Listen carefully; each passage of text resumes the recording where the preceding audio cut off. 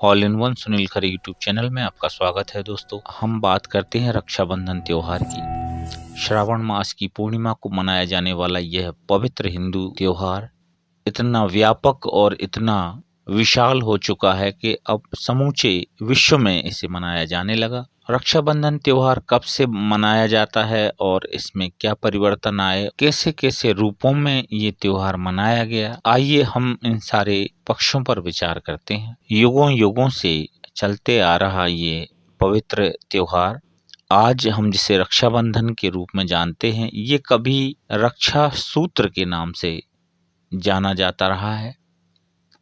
हम बात करते हैं सतयुग की। तो सतयुग में राजा बलि थे। राजा बलि ने भगवान विष्णु की तपस्या करके उन्हें ही अपना द्वारपाल बना लिया और माँ लक्ष्मी ने जब देखा कि रसातल में हमारे स्वामी पहुंच चुके हैं और ऐसे में बैकुंठ धाम का क्या होगा, तब उन्होंने नारद जी से उपाय पूछा और उन्होंने कहा कि आप एक रक्षाबंधन तैयार करके और राजा बलि को भाई रूप में स्वीकार करके और उन्हें ये रक्षाबंधन बांध कर आएंगी तो निश्चित रूप से विष्णु भगवान जो हैं वो आपके साथ बैकुंठ पहुंच जाएंगे। और ऐसा ही हुआ। और उस दिन श्रावण मास की पूर्णिमा को माँ लक्ष्मी ने जाके राजा बलि को रक्षा सूत्र बांधा और उसके उपहार के बदले में उन्होंने साक्षात श्री हरि नारायण को पाया। और यह जो सर्वाधिक प्राचीन पौराणिक कथा है, इस स्थिति में अगर देखा जाए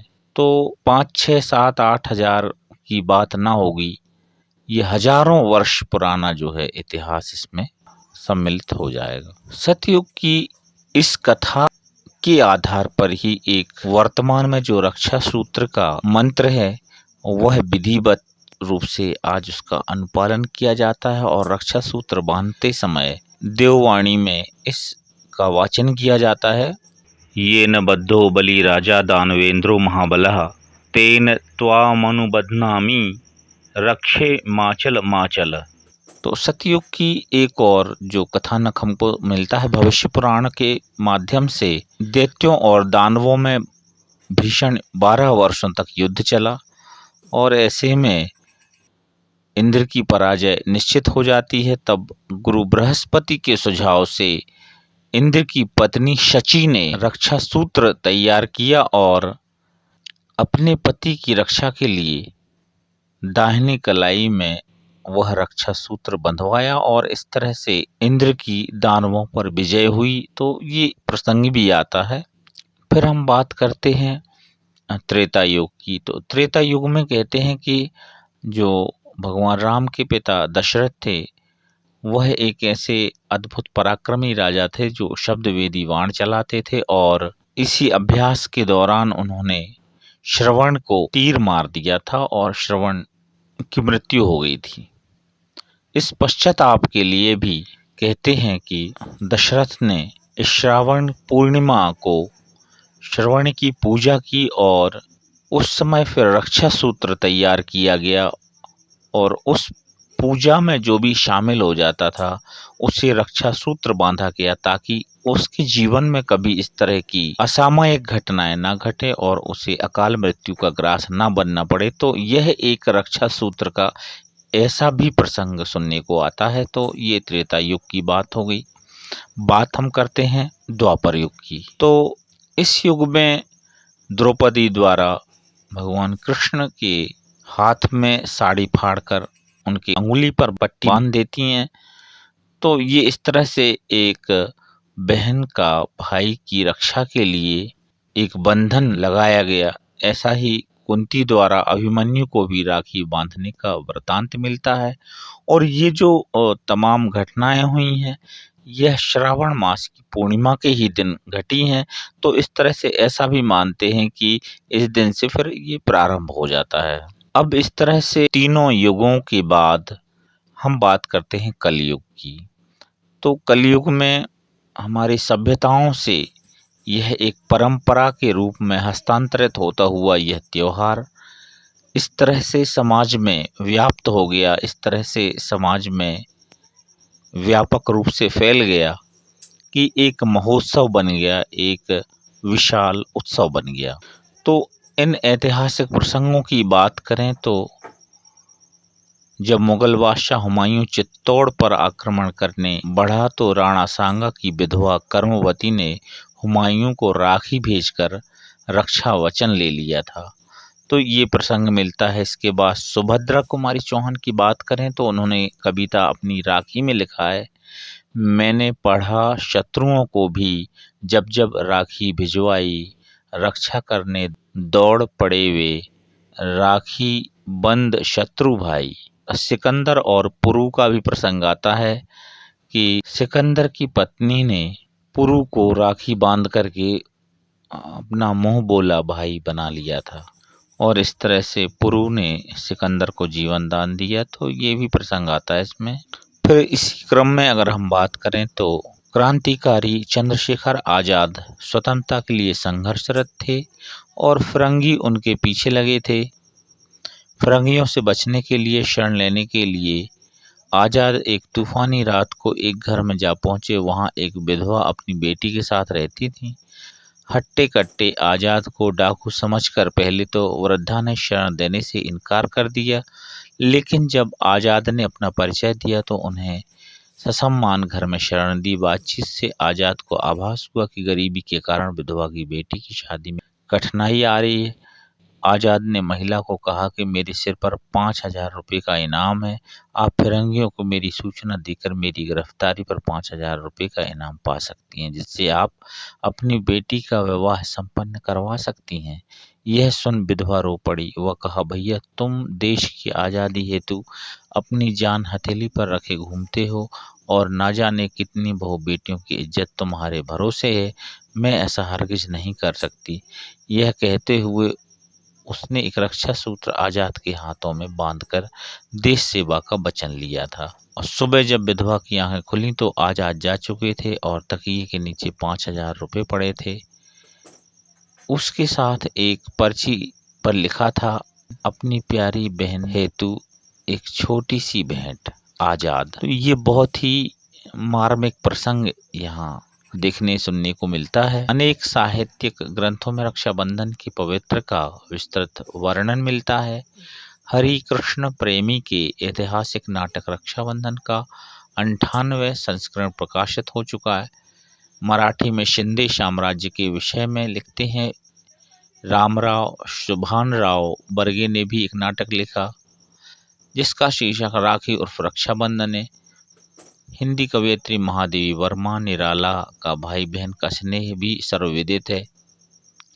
वह अनोखा भाई महादेवी वर्मा को जब ज्ञानपीठ पुरस्कार से सम्मानित किया गया था तो साक्षात्कार के दौरान उनसे पूछा गया, आप इस 1 लाख रुपए का क्या करेंगी? कहने लगी, ना तो मैं अब कोई कीमती साड़ियाँ पहनती हूँ, ना कोई श्रृंगार पटार कर सकती हूँ। ये 1 लाख रुपए पहले मिल गए होते तो भाई को चिकित्सा और दवा के अभाव में यूं न जाने देती। कहते कहते उनका दिल भर आया। कौन था उनका वो भाई? हिंदी के युग प्रवर्तक औघड़ फक्कड़ महाकवि सूर्यकांत त्रिपाठी निराला महादेवी के मुँह बोले भाई थे। तो ये बहुत ही अद्भुत घटनाएं हैं और इस पवित्र त्योहार से जुड़ी हुई हैं। तो साहित्य के क्षेत्र में बात हमने करी। अब हम बात करते हैं फिल्मी दुनिया के बारे में। तो भाई बहन के स्नेह पर सबसे पुरानी और लोकप्रिय फिल्मों में से एक है 1959 में बनी छोटी बहन, जिसका गीत भैया मेरे राखी के बंधन को निभाना आज तक जनमानस गुनगुनाता है। 1962 की राखी, 1971 में हरे रामा हरे कृष्णा, 1974 में रेशम की डोर, ये तमाम फिल्में भाई बहन की राखियों पर बनी। और 2022 में इस वर्ष अक्षय कुमार द्वारा अभिनीत रक्षाबंधन फिल्म भी इसी माह रिलीज हुई। तो इस तरह से भाई बहनों का इतिहास जो है इस त्योहार से जुड़ा। तो आज श्रावण पूर्णिमा है, आज रक्षाबंधन पर्व है। आज ऋक शुक्ल यजुर्वेदियों का उपकर्म भी है। आज श्रवण पूजन दिवस है। आज अगस्त ऋषि जयंती है। आज संस्कृत दिवस है। आज वेद आरंभ दिवस है। और वास्तव में जो मैंने कहा आपको कि प्रारंभ में रक्षा पोटली बनाई जाती थी और इस रक्षा पोटली के माध्यम से रक्षा सूत्र तैयार किया जाता था और धीरे धीरे करके यह रक्षा पोटली जो है राखी के रूप में तैयार होने लगी और इसमें विभिन्न प्रकार के रंग बिरंगे अत्यंत वस्त्रों का, धागों का उपयोग किया जाने लगा, रेशम का उपयोग किया जाने लगा और ये लकड़ी, रुपए, पैसे या अन्य वस्तुओं के माध्यम से इन्हें बनाया जाने लगा। कुछ लॉकेट्स भी धातुओं के माध्यम से बनाया जाने लगा। तो ये प्रारंभ जो होता है वो रक्षा पोटली के माध्यम से होता है और जो प्रारंभिक स्वरूप रहा है, जैसे आप रक्षा पोटली या जो राखी आपको बनानी है घर में, तो उसमें आप रेशमी कपड़े में सरसों, स्वर्ण, केसर, चंदन, अक्षत और दूर्वा आदि रख कर के रंगीन सूत के डोरी से तैयार कर सकते हैं और इस पोटली के माध्यम से आप जो है राखी बना सकते हैं। तो ऐसा माना जाता है कि सर्वप्रथम यह रक्षा पोटली जो है इंद्राणी ने अपने पति इंद्र को रक्षा के लिए बांधी थी और इसके बाद लक्ष्मी जी ने राजा बलि को पाताल लोक में रक्षा पोटली बांधी थी। तो ये इस तरह से यहाँ से रक्षाबंधन का प्रादुर्भाव माना गया और हम इसे आज फैंसी राखी के रूप में भी देखते हैं। आज नए नए ढंग के परिवर्तन आए हैं और किस तरह से राखियां बनती हैं। अभी स्कूलों में भी बच्चों के माध्यम से भी सहज और सस्ती राखियां बनाई जाती हैं और उन राखियों के माध्यम से जो है इस भाई बहन के पवित्र त्योहार को मनाया जाता है। तो जैसे कि इन वस्तुएं, ये जो 5-6 वस्तुएं जो रक्षा पोटली में डाली जाती हैं, उन सब में एक गुण है कि वो एक अमरता और एक जीवटता के लिए होती हैं। जिस तरह से दूर्वा घास आपने देखा होगा कि अगर एक अंकुर कहीं भी पड़ जाए उसका तो वो उग आता है वहीं से और इस तरह से उगता है कि पर कभी खत्म नहीं होता। अक्षत की बात करें तो वह कभी जो है क्षत विक्षत नहीं होने वाला होता है। केसर की बात करें तो उसमें इतना तेज होता है कि हमारे अंदर की जो है शक्ति को विकसित कर देता है, अंतर शक्ति को विकसित कर देने वाला केसर, इसलिए इसमें रखा जाता है। चंदन की बात करें तो खुशबू और सुगंध से युक्त मादकता उसमें जो होती है वो एक अद्भुत शक्ति प्रदान करती है मानव शरीर के लिए। और सरसों के दाने की बात करें तो ये भी तीक्ष्ण और उष्ण प्रकृति के होने के कारण मनुष्य में बल और सामर्थ्य पैदा करने में सक्षम होते हैं। तो इस तरह से इन वस्तुओं का प्रयोग करके कुछ एक लोग जो हैं धातुएं नहीं होती तो 5 वस्तुएं इसमें रखते हैं और यदि धातुएं होती हैं तो 5-6 वस्तुएं रख करके ये पोटली बनाई जाती रही है। अब बात हम करते हैं, आज 2022 की 11 अगस्त है, तो ऐसी स्थिति में विभिन्न पंचांगों के माध्यम से, विभिन्न विद्वानों के माध्यम से जो है वह विभिन्नता स्पष्ट हुई और उसमें कुछ ही लोगों ने भद्रा के बारे में अलग अलग अपने विचार किए और इस वजह से जो है लोगों में भ्रम की या भ्रांतियां स्थितियां बनी। तो जैसे हम देखते हैं, अगर पुराणों की बात करें, ग्रंथों की बात करें, तो भद्रा को लेकर के जो स्थितियां हैं वो ऐसे हैं कि मुहूर्त ग्रंथों में 2 प्रकार की भद्रा बताई गई है, सर्पिणी तथा वृश्चिकी। मुहूर्त चिंतामणि की पीयूष धारा टीका में शुक्ल पक्ष की भद्रा को वृश्चिकी कहा जाता है। शास्त्रों में वृश्चिकी भद्रा के पुच्छ भाग में भी मंगल कार्य का निषेध कहा गया है। सर्पिण्यास्तु मुखम त्याज्यम वृश्चिक्यां पुच्छमेव च। कर्ण प्रकरण 18 में देवज्ञ गणपति का मत है कि भद्रा के पुच्छ भाग में केवल युद्ध में विजय मिलती है, अन्य काम शुभ नहीं होते। विष्टि पुच्छे जयो युद्धे कार्यम मन्यन्न शोभनम। तो ये इस तरह से यहाँ पे बात आती है। तो भद्रा को लेकर के यहाँ पे प्रश्न आया कि 11 तारीख को भद्रा का पूरे दिन में असर है, तो इस तरह से 11 तारीख को रक्षाबंधन मनाने के लिए कोई स्थितियां नहीं बनती हैं। और यहाँ रक्षाबंधन की शुरुआत जो है पाताल लोक से मानी गई है, और इस बार जो भद्रा है वो पाताल में उपस्थित हो रही है। इस तरह से इसे भद्रा काल को वर्जित माना गया, और ऐसे में यह जो है रक्षा सूत्र निष्प्रभावी होगा, ऐसा कुछ ही विद्वानों का मत है। अर्थात रक्षाबंधन पर्व भद्रा पश्चात 11 अगस्त को रात्रि को 8:53 बजे के बाद ही मनाए जाने के लिए लोगों ने कहा। दूसरी तरफ कुछ एक लोगों ने कहा कि जिस समय चंद्रमा मेष, वृष, मिथुन, वृश्चिक राशि में स्थित हो तो भद्रा स्वर्ग में निवास करती है। यदि चंद्रमा कन्या, तुला, धनु, मकर राशि में हो तो भद्रा पाताल में, और कर्क, सिंह, कुंभ, मीन राशि का चंद्रमा हो तो भद्रा का भूलोक पर निवास रहता है। इसलिए जो 11 अगस्त को रक्षाबंधन पर मकर राशि पर चंद्रमा है, यदि मकर राशि पर जो भद्रा भोग करती है वह भद्रा पाताल में निवास करती है। पृथ्वी लोक में भद्रा दोष है ही नहीं। पूरे भारत में दिन गुरुवार को सुबह 10:38 पर पूरे भारत में इसी मुहूर्त को जो है माना जाएगा, और राखी बांधने के लिए ये समय उचित है। तो ये इस तरह की भ्रांतियां, इस तरह का जो है कथन सुनने में आया। अगर हम बात करें तो इस पर जोर देते हैं विद्वान कि यह सादगी से मनाया जाने वाला महापर्व है। रात तक चलने वाला महापर्व विशेष मुहूर्त 11:45 बजे से लेकर शाम 6:30 बजे तक रक्षाबंधन का मुहूर्त है। तो ये इस तरह से कुछ एक विद्वानों ने ऐसा इसमें कहा, और कुछ एक ने कहा कि भद्रा हर हाल में त्याज्य है और इसको, इस समय को त्यागना ही श्रेष्ठ है। और इसके अलावा ऐसा भी कहा गया कि जो भी अन्य इसमें जो अनुष्ठान कार्यक्रम है, जैसे श्रवण पूजा है, तो उसमें कोई इसका दोष नहीं है, वो की जा सकती है।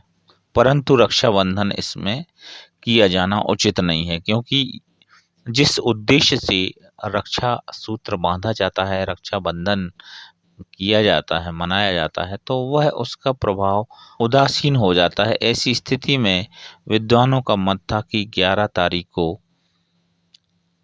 लगभग 9 बजे के बाद से ही रक्षाबंधन त्योहार मनाया जाए। तो इस तरह से भाई बहनों के प्राकृतिक प्रेम का ये स्वरूप है रक्षाबंधन। और भाई बहन कहीं भी हों, कैसी भी स्थिति में हों, एक दूसरे के प्रति जो उनका एक अंतर्भाव है वो बना रहता है। वर्तमान परिस्थितियां कुछ अलग हो गई हैं। इस समाज में लोगों की ज़रूरतें ज़्यादा हैं और साधन कम हैं।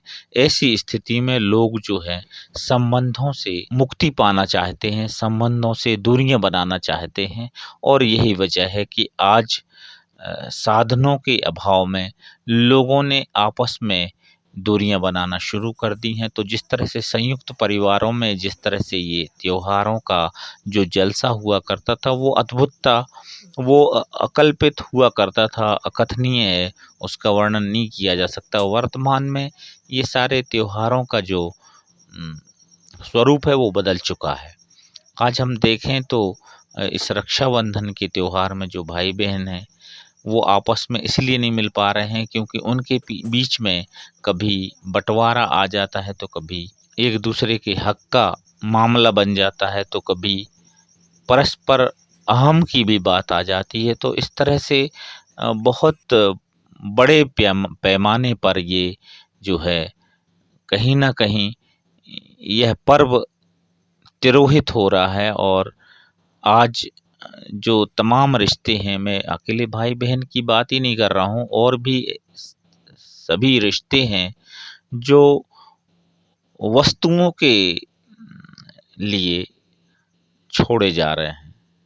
मैं समझता हूँ कि धन, पैसा ये सब वस्तुएं हैं और इनके पीछे लोग रिश्ते छोड़ रहे हैं, क्योंकि भविष्य उनको जो है असुरक्षित दिख रहा है। तो ऐसी स्थिति में सारे रिश्तों की जो है बलि चढ़ रही हैं, सारे रिश्ते खत्म होते जा रहे धीरे-धीरे, और लोग एकल जीवन जो है व्यतीत करने पर आमादा है, या यूँ कहें कि मजबूर है।